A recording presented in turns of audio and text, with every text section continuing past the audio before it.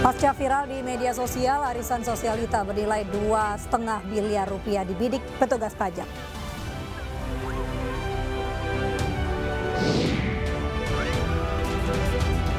KPK kembali periksa Kepala Dinas Kesehatan Provinsi Lampung dan Sekda Provinsi Riau.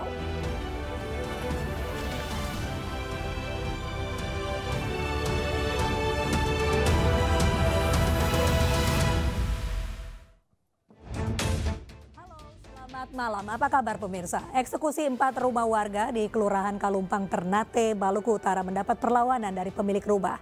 Meski petugas sempat diadang, namun eksekusi tetap dilaksanakan oleh Pengadilan Negeri Ternate.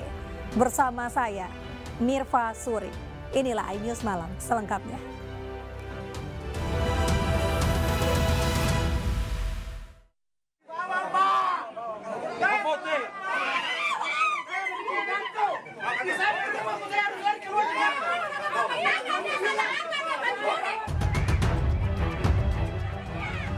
Keributan sempat terjadi antara pemilik rumah dan aparat gabungan saat eksekusi rumah dilakukan di kota Ternate, Maluku Utara. Pemilik rumah bersama dengan keluarga berusaha menghadang petugas Pengadilan Negeri Ternate yang hendak mengeksekusi 4 rumah. Mereka tak rela petugas mengambil alih rumah yang telah ditempati selama ini. Setelah melakukan mediasi yang panjang dengan pemilik rumah, akhirnya satu persatu rumah berhasil dieksekusi. Perabotan pemilik rumah dikeluarkan dengan sukarela sebelum penggusuran dilakukan. Putusan pengadilan atas sengketa lahan ini sudah sejak tahun 1996, namun beberapa kali mengalami hambatan eksekusi.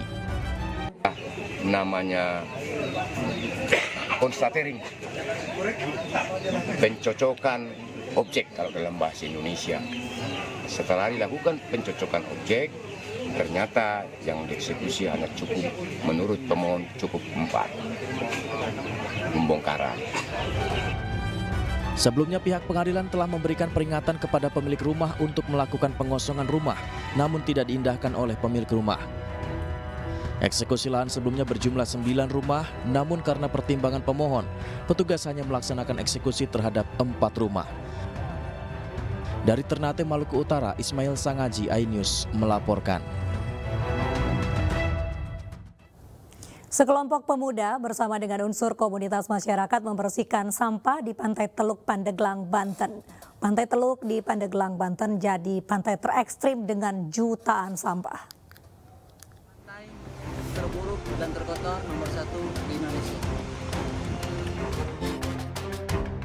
Beginilah suasana saat 5 orang influencer asal Bandung, Jawa Barat membersihkan sampah di Pantai Teluk, Kecamatan Labuan, Kabupaten Pandeglang, Banten. Dalam membersihkan pantai, para pemuda itu dibantu oleh komunitas masyarakat, pelajar, bahkan unsur pemerintah setempat. Pantai terburuk dan terkotor. Sebelum menjalankan aksinya, mereka membuat video undangan di media sosial untuk mengajak masyarakat sekitar yang peduli terhadap lingkungan untuk ikut berpartisipasi. Lokasi pantai ini termasuk lokasi paling buruk tumpukan sampahnya. Lantaran dalam setengah hari beraksi telah terkumpul kurang lebih 1.200 karung sampah. Sementara itu Bupati Pandeglang, Irna Narulita yang datang ke lokasi mengatakan bahwa sampah yang berada di Pantai Teluk tersebut merupakan sampah yang datang dari wilayah lain atau kiriman dari daerah lain. Ya ini permasalahannya nasional, ya isu nasional. Karena ini masalah sampah laut.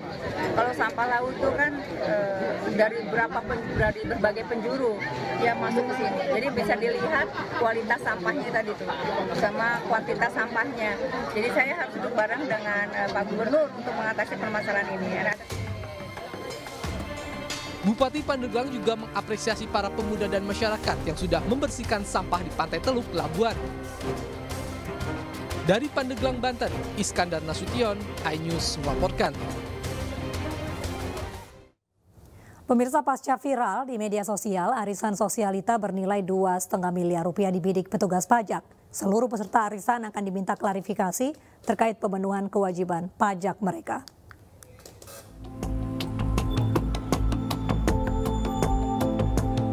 Kantor Dirjen Pajak Wilayah Sulawesi Selatan, Barat, dan Tenggara menurunkan tim internal untuk menelusuri pemenuhan kewajiban pajak peserta arisan sosialita.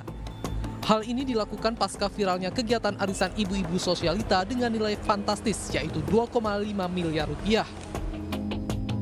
Nantinya tim yang diturunkan kantor pajak akan meminta klarifikasi seluruh peserta arisan yang ada di dalam video viral tersebut. Mereka akan dimintai klarifikasi terkait pemenuhan kewajiban pajaknya dan dari mana sumber uang berasal. Kegiatan semacam itu adalah kegiatan rutin di kami. Sebelum viral kami pun sudah jalan, dan itu bukan baru sekarang. Ada banyak kegiatan usaha lain yang sejenis dengan kegiatan semacam ini. Kami sudah punya tim di KPP setempat yang mengawasi WP-WP. Seperti yang viral itu pasti tim kami sudah jalan dan melakukan standar pelayanan, standar kegiatan yang harus mereka lakukan berdasarkan aturan yang sudah ada. Menanggapi video viral tersebut, juru bicara Partai Perindo Ike Suharjo menilai ibu-ibu yang melakukan arisan dengan glamor dan fantastis ini merupakan tindakan konsumtif dan boros. Ike juga menghimbau masyarakat agar berhati-hati dalam menggunakan media sosial. Saya sangat-sangat menghimbau sekali untuk tetap memfilter, untuk melihat kira-kira cerdaslah dalam menggunakan media sosial. Gaya hidup mana yang harus kita ikuti, gaya hidup mana yang tidak boleh kita lakukan, kan? Yang kedua juga harus tetap waspada dan hati-hati. Sebelumnya warganet menyoroti arisan ibu-ibu sosialita di Makassar yang memperlihatkan tumpukan uang pecahan Rp100.000 dan Rp50.000. Dalam arisan tersebut, nama Feni Frans menjadi pemenang undian dan membawa pulang uang tunai senilai 2,5 miliar rupiah. Belakangan diketahui bahwa Feni Frans merupakan owner skincare FF di Kota Makassar, Sulawesi Selatan. Dari Makassar, Sulawesi Selatan, Julius Fin, iNews melaporkan. Polda Metro Jaya menetapkan 2 tersangka penjualan tiket palsu konser Coldplay yang merupakan pasangan suami istri. Kedua tersangka sudah tiba di Jakarta dan diamankan di Polda Metro Jaya untuk diperiksa lebih lanjut.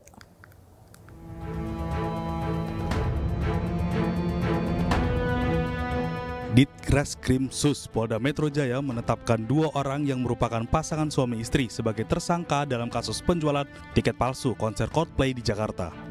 Dirkrimus Polda Metro Jaya Kombes Auliansyah mengatakan 2 orang tersangka berinisial ABF dan W diamankan di kawasan Bantul, Yogyakarta. Awalnya kedua tersangka ini membuat website palsu dengan jumlah pengikut yang banyak agar meyakinkan masyarakat. Para pelaku ini juga menyertakan bukti respon atau tanggapan positif para pembeli sebelumnya untuk mengelabui calon pembeli agar percaya. Selain itu, para pelaku juga mengharuskan pembeli membayar booking fee sebesar Rp50.000. Bila dalam kurun waktu 1 jam tidak dilunasi, maka akan hangus. Perkembangan dari hasil penyelidikan itu, kami telah mengamankan 2 orang, yang mana mereka adalah melakukan penipuan terhadap masyarakat terkait dengan penjualan tiket Coldplay. Berdasarkan penyidikan sementara, ada 60 orang tertipu dengan kerugian mencapai Rp270 juta. Akibat perbuatannya, pasangan suami istri ini dijerat dengan Undang-Undang Informasi dan Transaksi Elektronik. Berharap banget kasus ini bisa dibantu dengan teman-teman sekalian, netizen sekalian, biar diangkat kasus ini. Karena gue yakin bukan cuma gue korbannya. Depannya buat gue sendiri, buat manajer gue, dan buat teman-teman sekalian, please hati-hati banget buat just-tipan seperti ini. Sebelumnya, seorang influencer dari Palembang jadi korban penipuan tiket konser Coldplay. Ia tertipu sebesar Rp12.500.000 untuk pembelian 2 tiket. Melalui kuasa hukumnya, korban melapor ke Mapolda Sumatera Selatan dengan melampirkan beberapa barang bukti transfer serta pembelian tiket, percakapan aplikasi pesan, serta akun media sosial Instagram pelaku. Dari Jakarta, Kevin Pakan, Ilham Elias, iNews melaporkan. Kita ke informasi terdakwa Ferdi Sambo ajukan kasasi atas putusan hukuman mati Pengadilan Negeri Jakarta Selatan ke Mahkamah Agung. Selain Ferdi Sambo, istrinya Putri Chandrawati dan Kuat Maruf juga mengajukan kasasi atas kasus pembunuhan berencana Brigadir Yosua.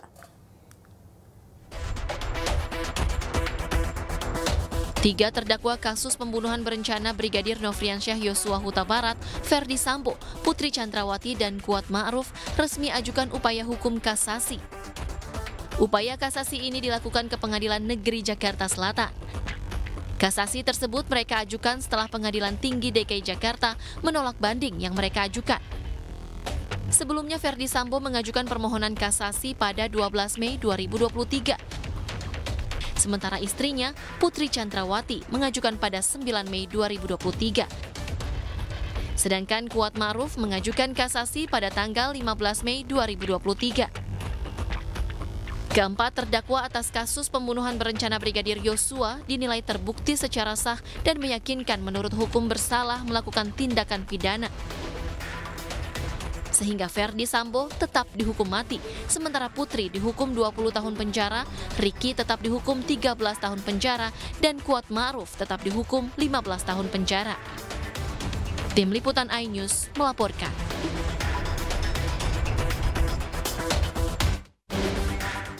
Polisi tetapkan seorang tersangka kasus pembunuhan putri pejabat Gubernur Papua Pegunungan. Informasinya sesaat lagi.